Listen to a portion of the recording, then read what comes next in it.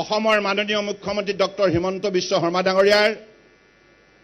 যি পৰিশ্ৰম দিনে নিশাই প্ৰতিগৰাকী প্ৰাৰ্থীক জিকাবৰ বাবে ভাৰতীয় জনতা পাৰ্টি, অসম গণ পৰিষদ, UPPL আৰু সন্মিলিত গণশক্তি অসম আমি একেলগে মিলিত প্ৰচেষ্টাৰে যাতে কঠোৰ পৰিশ্ৰম কৰি ৰাইজৰ চৰণত মূৰ দুৱাই ৰাইজৰ সঁহাৰি বিচাৰিবৰ বাবে যিখিনি ডক্টৰ হিমন্ত বিশ্ব শৰ্মা ডাঙৰীয়াই দিনে নিশাই পৰিশ্ৰম কৰিলে আৰু এই পৰিশ্ৰমক শৃংখলাবদ্ধভাৱে তৃণমূল পৰ্যায়ত দলৰ কাৰ্যকৰ্তাসকলে যাতে সঠিক ৰূপত মূল্যাংকন কৰে তাৰ বাবে ৰাজ্যিক সভাপতি ভৱেশ কলিতা ডাঙৰীয়াই যিখিনি কষ্ট স্বীকাৰ কৰিলে মই ইয়াৰ বাবে বিশেষভাৱে দুয়োগৰাকী নেতাকে আন্তৰিক কৃতজ্ঞতা আৰু শ্ৰদ্ধা জ্ঞাপন কৰিছোঁ। ডক্টৰ হিমন্ত বিশ্ব শৰ্মা ডাঙৰীয়াই এই অসমখনক ভাৰতবৰ্ষৰ বুকুত 5খন শ্ৰেষ্ঠ উন্নত ৰাজ্যৰ ভিতৰত অন্যতম হিচাপে গঢ়ি তোলাৰ লক্ষ্য স্থিৰ কৰিছে। সেই লক্ষ্যত উপনীত হ'ব লগা হ'লে আমি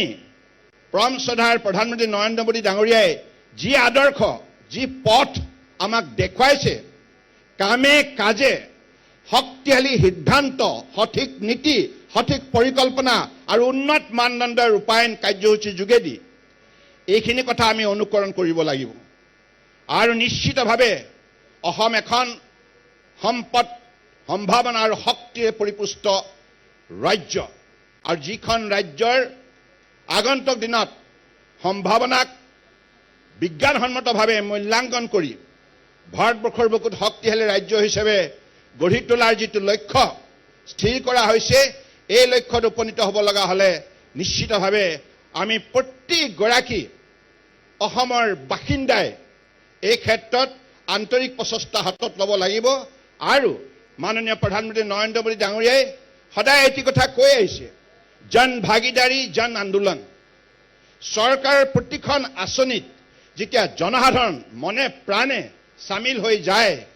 তেতিয়াহ'লে সি জন আন্দোলনলৈ ৰূপান্তৰ ঘটে আৰু জন আন্দোলনে এখন চৰকাৰক জনপ্ৰিয় কৰি তোলে। গতিকে সেইবাবে মোদী ডাঙৰীয়াই 2014 চনত যেতিয়া স্বচ্ছ ভাৰত অভিযান এই কাৰ্যসূচী আৰম্ভ কৰিছিল, তেখেতে শ্ৰদ্ধা সহকাৰে জনসাধাৰণৰ শ্ৰীচৰণত এই কাৰ্যসূচী অৰ্পণ কৰি আহ্বান জনাইছিল যে আপোনালোকে সকলোৱে সঁহাৰি জনাওক। গতিকে